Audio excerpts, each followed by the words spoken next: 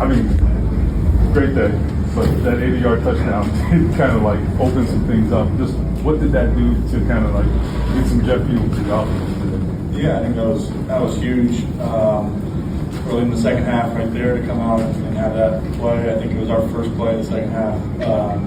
Yeah, huge play, incredible run by him to stay in bounds. Given that blocked really well up front too. Those guys did a great job. So yeah, huge play in the game. What are you expecting to do for each other? Why is this working so well? Well, I mean, 80-yard runs help for sure. The way JT's playing, the way the guys up front are playing, receivers, made some really big plays today, and then, yeah, I think as far as it goes with Shane, just the communication's been really good. I've talked about that before, but just throughout the week and understanding how he wants to see the game played, how he sees it unfolding, gives me a good idea of how to handle certain situations and make decisions based on kind of how he sees it. So I think communication's a big deal, and I think he trusts us to make plays in a lot of situations. You've been in offenses for years now, and you've been around this team for a while. What stands out to you about the way JT plays with that position? Yeah, I know he's really good. He seems like he makes play after play, long run after long run, explosive. He didn't have as many plays, and I guess the sweep was technically in the pass game, but he didn't have as many plays today as he's had throughout the season. But he's been really big in those situations throughout this season. So yeah, just a dynamic football player, handling the ball, throwing the ball. Just when the ball's in his hands, he makes something happen. Do you think you stole one from him there on the I think all the plays. You've been in offenses that will run heavy, really focused on running around. How much do you think it helps that you guys are throwing the ball the way you are right now and balance that you have a balanced offense together? I think it's a big deal. Yeah, helping. I think they both kind of play off each other. And when you're able to make plays in both the run game and the pass game, defenses can't key on one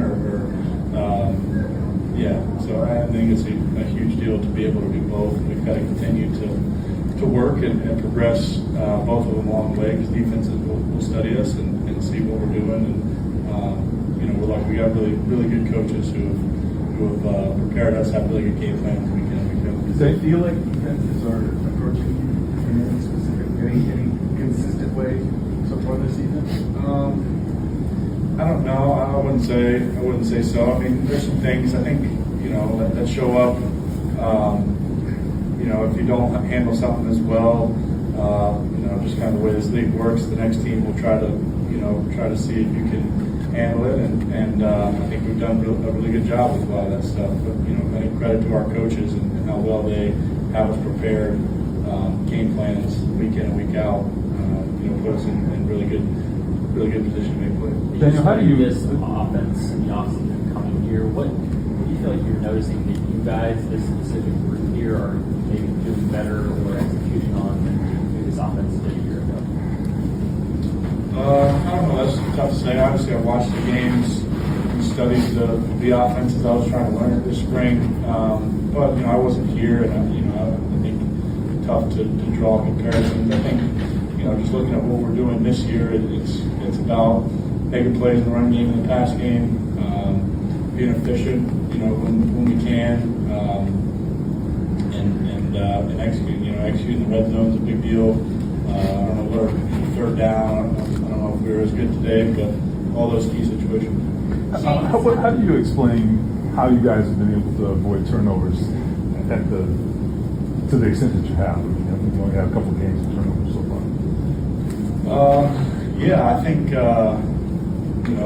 that's something that we harp on. Our coaches are always harping on, is protecting the ball, and when you're carrying it, making sure you're protecting it, and then making decisions that keep the ball safe. I think that's another spot where you got to give a lot of credit to the offensive line.